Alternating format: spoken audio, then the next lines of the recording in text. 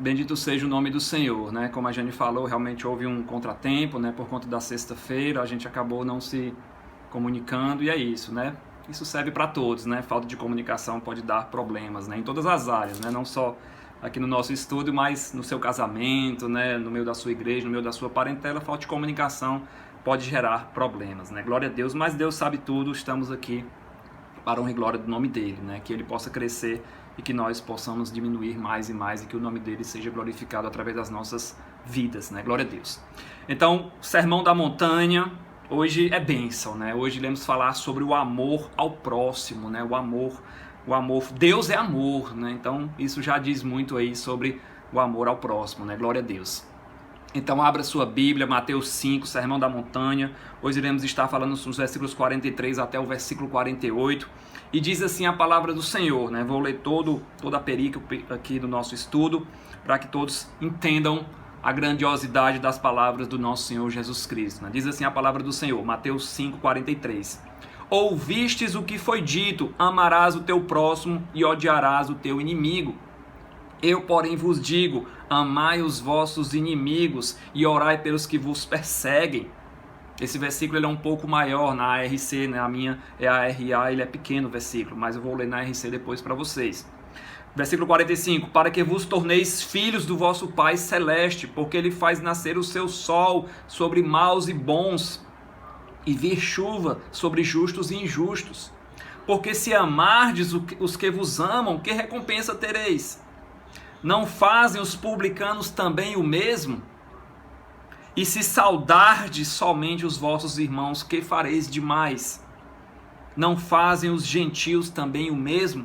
Portanto, sede vós perfeitos, como perfeito é o vosso Pai Celeste. Glória a Deus, glória a Jesus, bendito seja o nome do Senhor. Então Jesus, nós estamos naqueles versículos, naquele estudo aqui do Sermão da Montanha, em que Jesus ele vai mostrar exemplos de como a nossa justiça ela precisa exceder em muito a justiça dos fariseus. Nós já vimos Jesus falar sobre o homicídio, sobre o adultério, sobre os juramentos, a palavra que a gente fala, sobre a vingança, e agora divórcio também, Jesus falou sobre o divórcio, e agora Jesus vai falar sobre o amor ao próximo. E ele abre no versículo 43 falando como era, né? Como era na lei, como era no Antigo Testamento. Então no Antigo Testamento dizia que amarás o teu próximo e odiarás o teu inimigo. Então, a lei, como é que ela dizia? Né? Eu não tive tempo de trazer os versículos, né? Eu só ia fazer amanhã, mas eu vou lendo aqui para vocês e a gente consegue aqui como era antes, né? Glória a Deus. Então, no Antigo Testamento, nós temos lá em Levítico 19, 18, ó, preste atenção nesse versículo, ó. Não te vingarás, nem guardarás ira contra os filhos do teu povo, mas amarás o teu próximo como a ti mesmo. Eu sou o Senhor. Então, olha como era a lei, né? Como era a lei. Nos mandamentos, nesse mandamento que eu li para vocês, Levítico 19, 18, ele fala o seguinte, ó: não te vingarás, nem guardarás ira contra os filhos do teu povo. Então, era uma ordem para os israelitas amarem o próximo, só que era o próximo dentro do povo de Israel. Então o próximo aqui significava que qualquer que fosse membro do povo de Israel, da comunidade de Israel, eles deviam amar, né? Ou seja, amar os seus conterrâneos, os seus compatriotas. Então eles não podiam vingar-se nem irar-se, ó. Não te vingarás nem guardarás iras contra os filhos do teu povo, mas amarás o teu próximo como a ti mesmo. Eu sou o Senhor. Então Israel ele seguia à risca esse versículo. Ele seguia a risca desse versículo, ou seja, quem fosse da tribo de Israel, né, das 12 tribos de Israel, era amado. Eles não se vingavam, não guardavam rancor. Era amar o próximo como a ti mesmo. Então, só que Israel, ele formava um pequeno segmento da população da terra. A população, apesar de pequena, Israel era bem pequeno. Tinham outras nações, tinham outros povos ao redor de Israel. Pela lei de Deus, né, Israel havia sido separado dos outros povos. Então, por exemplo, era proibido aos filhos de Israel comportar-se como se comportavam os outros povos, era proibido vestir-se como se vestiam os outros povos, eles não podiam comer como os outros povos, tinham restrições alimentares. Eles não podiam casar-se com ninguém que fosse de fora da comunidade de Israel, não podia se casar com um estrangeiro, por exemplo. Então Deus fez isso, né? Deus determinou isso porque desejava deixar Israel, de certa forma, conservar eles um povo à parte, né? Um povo separado. A lei exigia esse amor familiar, como nós vimos. O amor para com os da terra, para com os que pertenciam à comunidade de Israel. Mas a lei não dizia nada sobre os de fora. Então o que é que Israel fazia, né? Israel não tratava da melhor forma. A lei dizia também que os estrangeiros tinham que ser bem tratados, com hospitalidade, mas não falava nada de Israel amar os estrangeiros, amar como a si mesmo. A lei dizia, não te vingarás, nem guardarás ira contra os filhos do teu povo, mas amarás o teu próximo como a ti mesmo. Eu sou o Senhor. Então o próximo de Israel, que ele amava como a si mesmo, era o seu vizinho, era da tribo de Gad, da tribo de Azer, da tribo de Naftali, da tribo de Judá. Esse era o próximo da tribo de Israel. O estrangeiro, o que fosse de fora, Israel tratava com cuidado, com hospitalidade, mas não amava como a si mesmo. Pelo contrário, gerava até ódio. Tinha ódio dos inimigos, né? Tinha ódio dos gentios, como a gente vai ver também. Inclusive teve ocasiões em que eles estavam proibidos de amar, eles não podiam nem ir ao encontro, nem ser hospitaleiros. Vou ler para vocês Deuteronômio 23, do 3 ao 6. Nenhum amonita, nem moabita entrará na Assembleia do Senhor, nem ainda a sua 10ª geração entrará na Assembleia do Senhor eternamente, porque não foram ao vosso encontro com pão e água no caminho quando saíram do Egito. E porque alugaram contra ti Balaão, filho de Beor, da Mesopotâmia, para te amaldiçoar. Porém o Senhor teu Deus não ouviu, claro, a Balaão. Antes trocou em bênção a maldição, porque o Senhor te amava. Então, termina, né, o versículo 6. Não lhe procurarás nem paz nem bem em todos os seus dias para sempre. Então tinha ordem de Deus para eles nem terem papo com os amonitas, nem terem papo com os moabitas. E olha que os filhos de Amon e os filhos de Moabe, né, nós estudamos lá em Gênesis 19, eles eram descendentes de Ló, que era sobrinho de Abraão. Claro que eram nascidos de uma relação incestuosa lá de Ló com as suas filhas, quando Ló estava lá meio que embriagado, né, os moabitas e os amonitas, mas eram parentes consanguíneos de Israel. E Deus disse para não deixar, não ter papo com eles, né? Não lhe procurarás nem paz nem bem. Então Israel ele era hospitaleiro para com os estrangeiros, mas ele não amava o próximo como a si mesmo, como ele amava o seu conterrâneo, como ele amava alguém da tribo de Israel. Aí o que é que Jesus fala no versículo 44? Jesus quebra todos os paradigmas, né? Como sempre. Glória a Deus, né? Eu, porém, vos digo, amai os vossos inimigos e orai pelos que vos perseguem. Então, Jesus ele fala totalmente diferente do versículo lá de Levítico. O versículo 43, amarás o teu próximo e odiarás o teu inimigo, era como os fariseus e como os escribas explicavam aquele Levítico 19 e 18. Amem o seu próximo aí, amem o pessoal de Israel, mas o inimigo você odeia.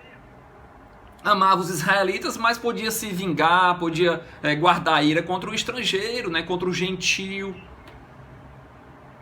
Como a lei não mencionava, né, você vê como os fariseus interpretavam, né, a lei. Como a lei não mencionava os outros povos, então os outros povos podiam ser odiados segundo a interpretação deles, né, dos fariseus. Eles justificavam assim o ódio aos demais povos porque não estava explícito na lei. A lei não diz nada sobre o estrangeiro. Então eu vou amar o próximo aqui, que é o meu conterrâneo aqui, o meu amigo israelita aqui. Então os fariseus ensinavam, né, que o justo, né, aquele que fosse justo, aquele que fosse hebreu, israelita, filho de mãe israelense, ele tinha, né, responsabilidade de amar, mas o conceito de amar o inimigo, eles não falaram, amar o inimigo, amar o que era contra Israel, não. Eles não faziam isso. Quem não fosse judeu, ou seja, todos os outros povos, todos os gentios, né, eram chamados de gentios. Então quem não fosse judeu era odiado. Era difícil, era muito difícil para um judeu amar um pagão, amar um idólatra. Os romanos, por exemplo, que eram os dominadores, né? Era muito difícil um judeu amar um romano. Era muito difícil eles amarem alguém que não seguia ao Deus Todo-Poderoso, ao poderoso Jeová. Eles não amavam, não tinha como, não tinha papo para com Israel, e os ensinos dos fariseus corroboravam isso. Você imagina um judeu amar um romano, né, que tem inúmeros deuses, que menosprezavam os judeus por serem, claro, um povo dominado, e até ridicularizavam o fato do judeu ter só um Deus. Então os romanos, era difícil para um judeu amar o romano. E Jesus então chega, né, e explica justamente o oposto do que os fariseus explicavam, mostrando um padrão bem mais elevado. O amor ao próximo deve estender-se até mesmo aos próximos, que são os nossos inimigos. Inclusive eu estava discutindo isso sobre a gente estava conversando sobre isso na quinta-feira passada. Estava falando com a Rome sobre isso, né? Que a gente estava estudando o alemão, né? E a palavra para próximo no Antigo Testamento é aquele, eu esqueci a palavra agora, não sei se era Mitmenschen, né? Que é o próximo que dá a ideia de concidadão, né? De cidadão. E a outra palavra no Novo Testamento, né, quando Paulo fala do próximo, quando é falado do próximo no Novo Testamento, por Jesus aqui, é uma palavra que é o próximo mesmo, de próximo que está do seu lado, né? Aquela nertes, não sei se a pronúncia é essa, mas são palavras diferentes. O próximo do Antigo Testamento, ele dá a ideia do cidadão, né, do concidadão. E o próximo do Antigo Testamento, do Novo Testamento, dá a ideia daquele que está do seu lado mesmo, próximo aqui, o seu vizinho. É bem interessante, né? Como a língua alemã usa aí as palavras próximos no Antigo e no Novo Testamento. Isso mesmo, né? Ainda bem que eu lembrei, né? Glória a Deus. Então Jesus ensina o que? Devemos fazer bem aos que nos odeiam e orar pelos que nos maltratam e nos perseguem. Glória a Deus. Então nosso Senhor, ele chocou a multidão, né? Ele chocou a multidão que estava ao seu redor quando ele se referiu. Aqui era mais uma resposta a uma pergunta de como a nossa justiça deve ser maior do que a dos fariseus, né? Como é que a nossa justiça... Quão bom deve ser o homem para agradar a Deus? Era isso que Jesus estava respondendo aqui. Aí ele falou, amai os vossos inimigos. Um conceito aí que era desconhecido pelos fariseus. Desconhecido aí pelos israelitas, né? Eu vou ler para vocês aqui esse mesmo versículo aqui, Mateus 5, 43, 44. Eu vou ler na ARC, né? A minha, ela é a ARA e ele suprime um pouco aí dos versículos. Ele fala o seguinte, ó: eu porém vos digo, amai os vossos inimigos, bendizei os que vos maldizem, fazei bem aos que vos odeiam e orai pelos que vos maltratam e vos perseguem. Na RC ele é bem mais completo, né? Na King James também.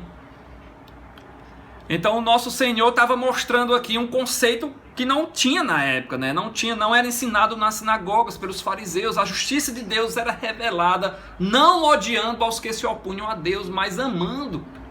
Mesmo em face aqui da oposição, mesmo em face de você ser um povo dominado, de você ter que pagar impostos abusivos, você tinha que amar os seus inimigos, amar os que vos perseguem, que vos odeiam. O amor de Deus, ele não é soldado somente aos que reagem de modo favorável. É dado ao mundo inteiro. Por exemplo, João 3,16 fala que Deus amou o mundo de tal maneira que deu seu Filho unigênito para todo aquele que nele crer não pereça, mas tenha a vida eterna. Deus, porque esse versículo aqui ele tem tudo de grande, né? Eu já falei isso aqui, mas é bom a gente repetir, porque Deus, o maior ser, amou, o maior sentimento é amar. Então Deus, o maior ser, amou, o maior sentimento, o mundo, o maior conjunto de pessoas, o mundo, de tal maneira. E falta aqui um adjetivo, uma palavra para comparar, e João usa de tal maneira, porque ele não sabe nem como é que ele compara aí.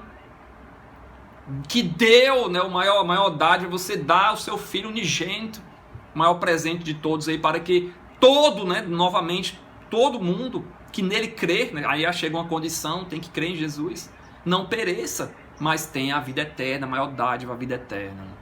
Então o amor é para todos, né? Não é só para os que são favoráveis. Se ele acreditar em Deus ali, eu vou amar aquele cidadão ali. Não, você tem que amar até o que lhe odeia. Então nosso Jesus ensinou no versículo 44, né, na RC, a amar os vossos inimigos, bendizei os que vos maldizem. O inimigo, o cidadão lhe chamando o nome ali, dizendo que você é isso, que você é aquilo. E você tem que bendizer ele, bendito seja você e a sua casa. Fazei bem aos que vos odeiam, orai pelos que vos maltratam e vos perseguem. Para quê, né? Tem uma finalidade, para que vocês sejam filhos, se tornem, versículo 45, para que se tornem filhos do vosso Pai Celeste. Você não quer ser filho de Deus, filho do Pai Celeste, que está nos céus? Então, você tem que amar os vossos inimigos, senão você não é filho de Deus. É simples assim. Então, Jesus nos ensina que não devemos retaliar os nossos inimigos, nem fazer justiça com as nossas próprias mãos. Ele já tinha falado sobre isso quando falou da vingança. E agora ele eleva mais ainda o patamar, né?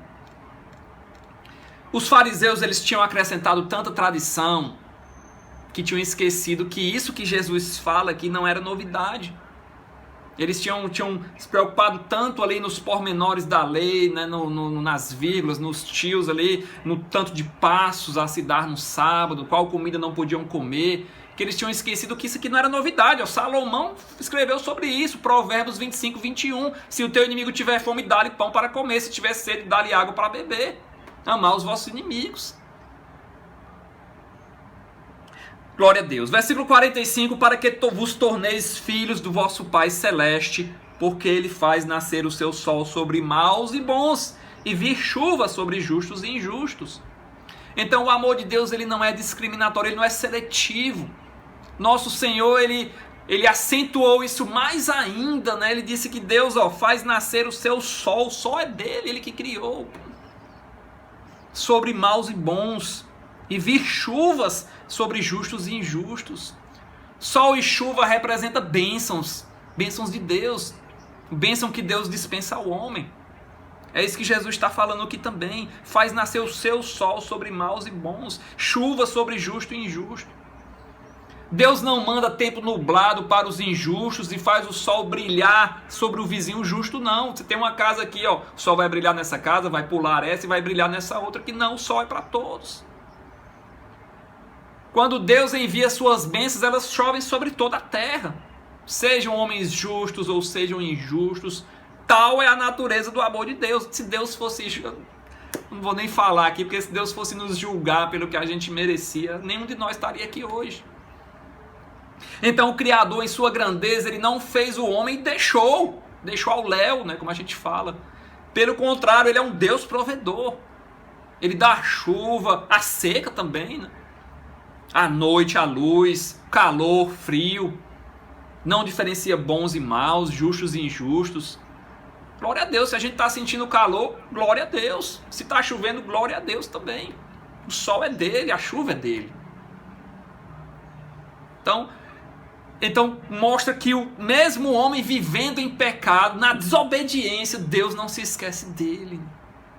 Claro que Deus só se revela, né, se a pessoa quiser, né, se a pessoa crer e seguir, for obediente aos seus mandamentos, aos seus preceitos, né? Mas ele não deixa que a chuva, que o sol, que a noite, né, o calor, o frio, sobre determinadas pessoas, né? É para todos. Então Jesus ensina que não só os ensinamentos, não só os fenômenos da natureza, mas o amor, a graça, a misericórdia de Deus é para todos os homens, tanto bons quanto maus. Ele concede amor a todos de modo indiscriminado. O sol é para todos e o amor também é para todos. Amai os vossos inimigos. Assim como o justo sofre, o ímpio também sofre. Mas Deus ama todos. Então, quando Deus ele proporcionou a bênção da salvação foi para todos os homens. 1 João 2:2 fala que Jesus se tornou propiciação pelos nossos pecados. E não somente pelos nossos próprios, nós que cremos, mas ainda pelos do mundo inteiro. Olha aí como é forte esse versículo. 1 João 2:2. diz que Jesus foi propiciação pelos nossos pecados, e não somente dos, Paulo ainda ressalta, não somente pelos nossos pecados, nós que cremos, mas pelos do mundo inteiro. Embora a grande maioria do mundo não queira, né, claro, o benefício da salvação, Cristo morreu pelos pecados do mundo. Tal era o amor de Deus que a salvação foi derramada sobre justos e injustos. Se alguém discrimina alguém, né, segundo Jesus Cristo, segundo a palavra do Senhor, ele não manifesta o amor de Deus. O amor de Deus não tem limite, então nós também não devemos discriminar ninguém. Quando alguém vê outro em necessidade e faz algo por essa pessoa, ele está amando como Deus ama. Amar os nossos inimigos significa buscar o bem, buscar o benefício deles.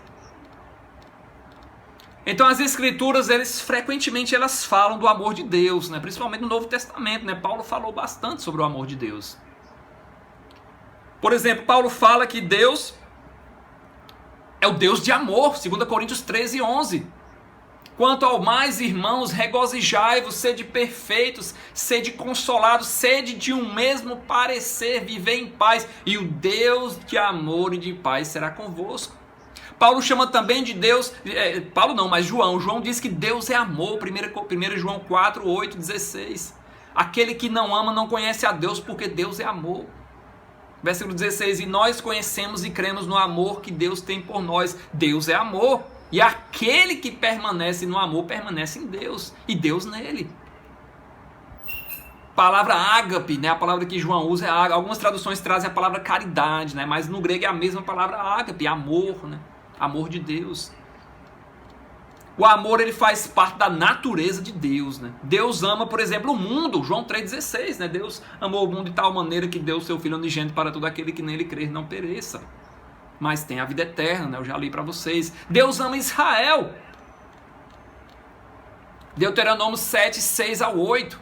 Porque tu és povo santo ao Senhor teu Deus. O Senhor teu Deus te escolheu para que fosse o seu próprio povo, de todos os povos que há sobre a terra. Aí fala que, mas porque o Senhor vos amava, vos tirou com mão poderosa da terra do Egito, da casa da servidão. Se você não ama Israel, reveja aí os seus conceitos. Ama Israel porque Deus ama Israel. Israel é o próximo. Deus ama quem é seu filho verdadeiro. Ó. João 14, 23, Jesus diz, se alguém me ama, guardará a minha palavra, e meu Pai o amará, e viremos para ele e faremos nele morada. Viremos para ele e faremos nele morada. Se você ama a Deus, guarde a palavra dele. Leia a palavra dele com zelo, com respeito, com reverência. Deus ama a retidão. Salmo 11, 7, porque o Senhor é justo, Ele ama a justiça, os retos lhe contemplarão a face. Deus ama também o juízo, né? Ele é amor, mas Ele é justiça e juízo, porque o Senhor ama o juízo e odeia a iniquidade. Deus é justiça. Ele nos ama, devemos amar uns aos outros. João 13, 35, nisto conhecerão que sois meus discípulos, se amardes uns aos outros. Então você quer ser visto como esse discípulo de Jesus, por onde você andar, ame um ao outro. 1 João 4, 7, amados, amemo-nos uns aos outros, porque o amor procede de Deus. E todo aquele que ama é nascido de Deus e conhece a Deus. Você quer conhecer a Deus? Ame uns aos outros. Gálatas 5,14, porque toda a lei se cumpre em um só preceito, a saber, amarás o teu próximo como a ti mesmo. E Jesus resumiu também, né, toda a lei e os profetas, né? A gente leu sobre isso, Mateus 22, 36 a 40, quando estudamos Marcos, nós falamos sobre isso. Tem alguém que chega para Jesus e diz, mestre, qual é o grande mandamento da lei? Aí Jesus responde, amarás o Senhor teu Deus de todo o teu coração, de toda a tua alma, de todo o teu entendimento. Este é o grande primeiro mandamento. O segundo, semelhante a este, Jesus continua, é amarás o teu próximo como a ti mesmo. Destes dois mandamentos dependem toda a lei e os profetas. Então você pega aqui a sua Bíblia. A minha Bíblia está aqui, ó. Mateus é isso aqui, ó. Novo Testamento é isso aqui, ó. Esse aqui é o Antigo Testamento, ó, a diferença. Ó. Então toda a lei e os profetas aqui, ó, amarás o teu próximo como a ti mesmo. Jesus resumiu, depende de toda a lei e os profetas. Então o amor de Deus demonstrado através de Jesus, né, do seu Filho Jesus Cristo, é tão grande que Paulo, ele quando lembra desse amor, ele escreve assim, ó, 2 Coríntios 5, 14 e 15. Ó, o amor de Cristo nos constrange, julgando nós assim, morreu por todos. Ele morreu por todos, para os que vivem, não vivam mais para si, mas para aquele que por eles morreu e ressuscitou. E Paulo disse que ó, eu fico constrangido porque Jesus morreu por mim. Paulo era hebreu de hebreus, nós estudamos sobre Paulo. Tribo de Benjamim, fariseu. Ele tinha o mesmo entendimento aqui que os fariseus aqui desse versículo 43, 44 aqui, 45. Que eles odiavam os inimigos de Israel.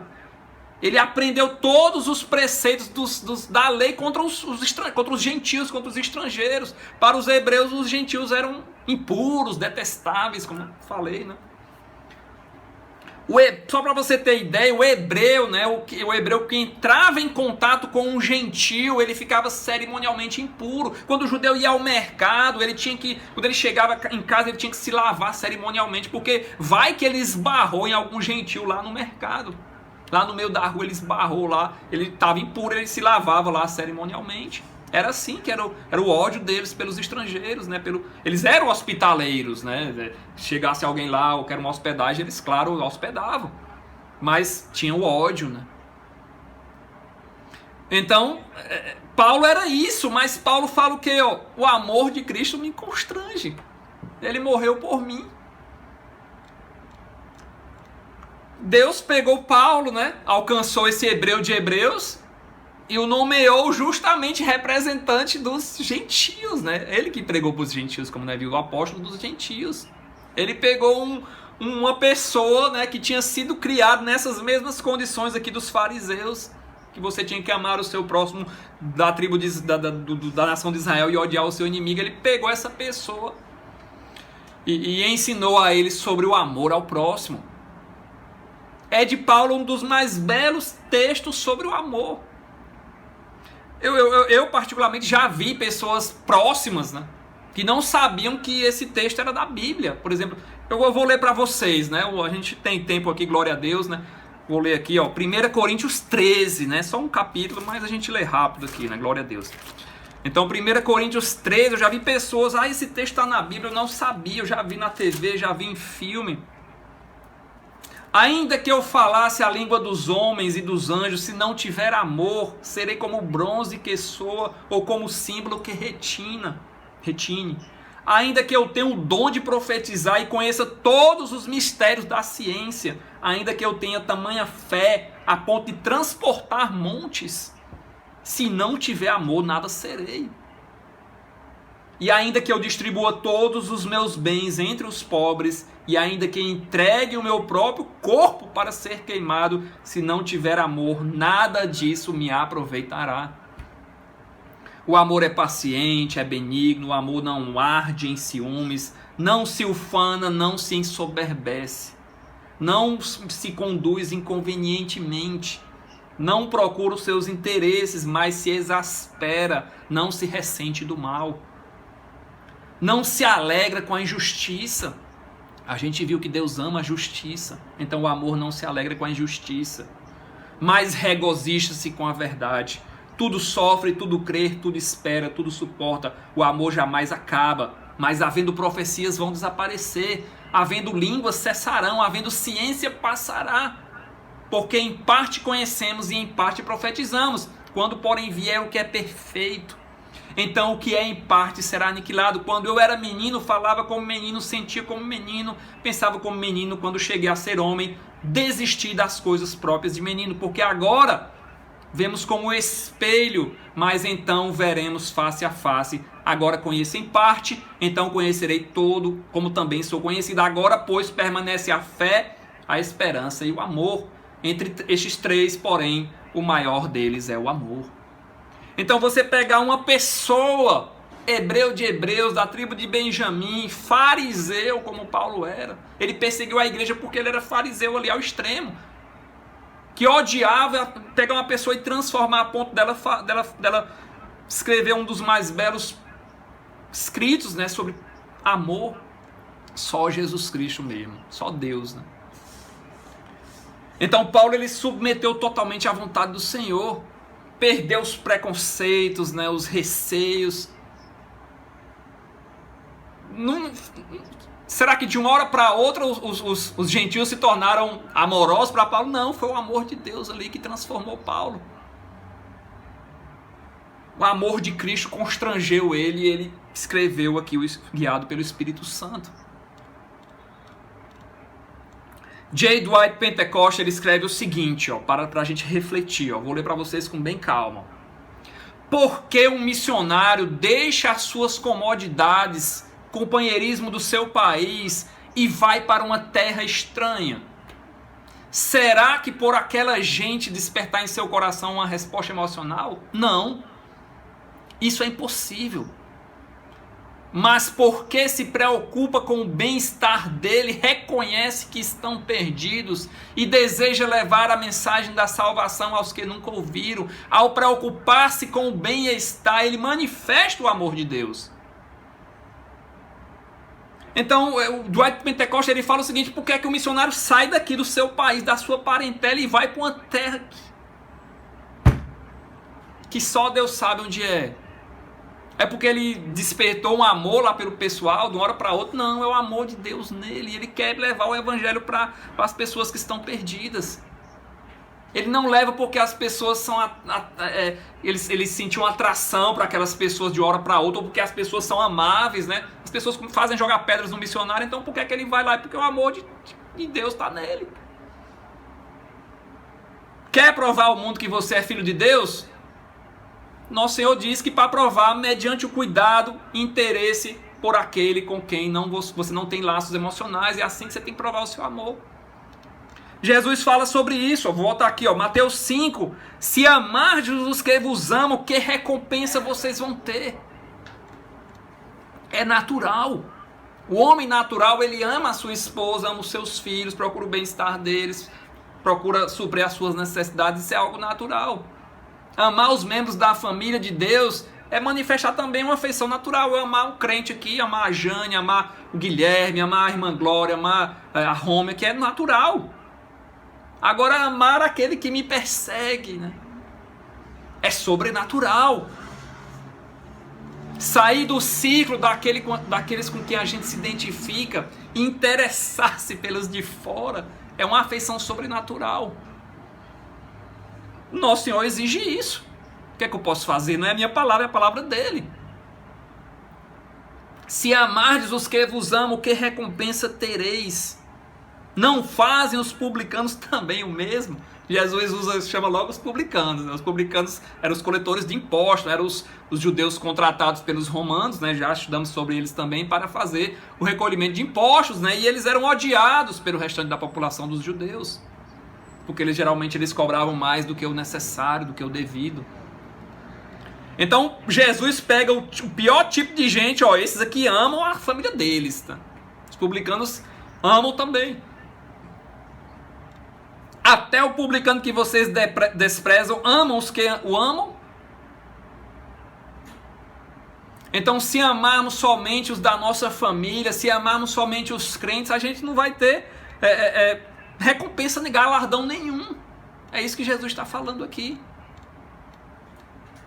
No versículo 47, e se saudardes somente os vossos irmãos, que fazei demais?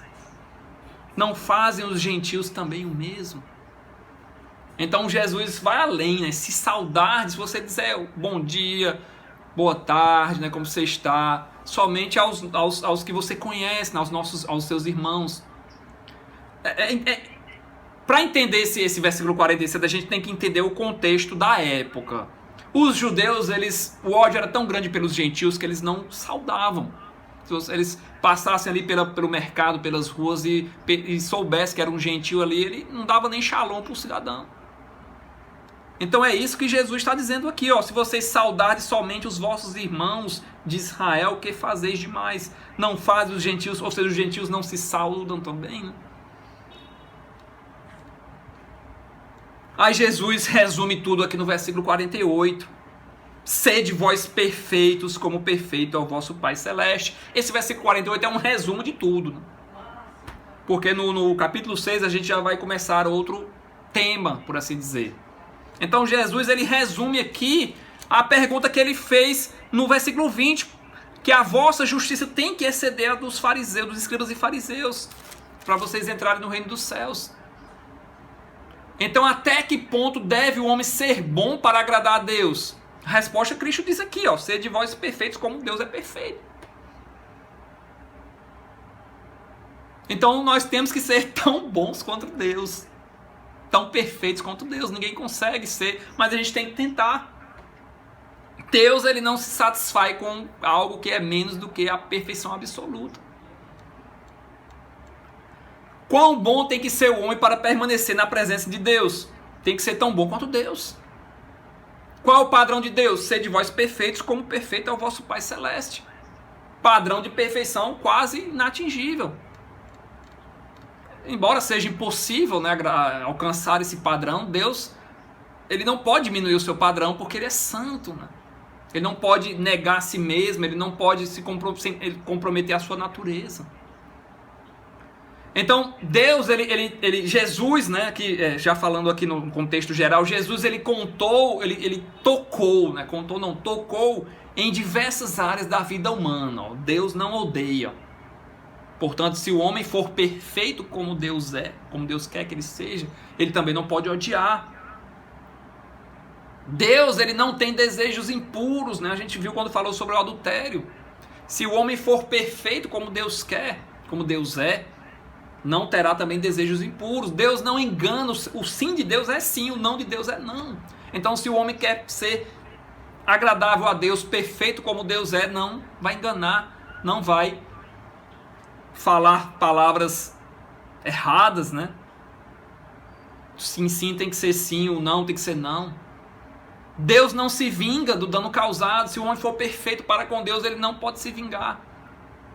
Não pode nem insistir em fazer valer seus direitos, né? Como Jesus fala, fazer assim, você pode até deixar para lá. Então essas são as marcas de um homem perfeito segundo Jesus Cristo, né? Aos olhos de Deus, né? Um homem perfeito aos olhos de Deus. 1 Pedro 1,15, segundo é santo aquele que vos chamou, tornai-vos santos também vós, em todo o vosso procedimento. Então que a gente possa lembrar desses ensinamentos, né? Possa lembrar, por exemplo, das palavras de Paulo, Filipenses 3,12, não que eu tenha já recebido, ou tenha já obtido a perfeição, mas prossigo para conquistar aquilo que também foi conquistado por Cristo Jesus.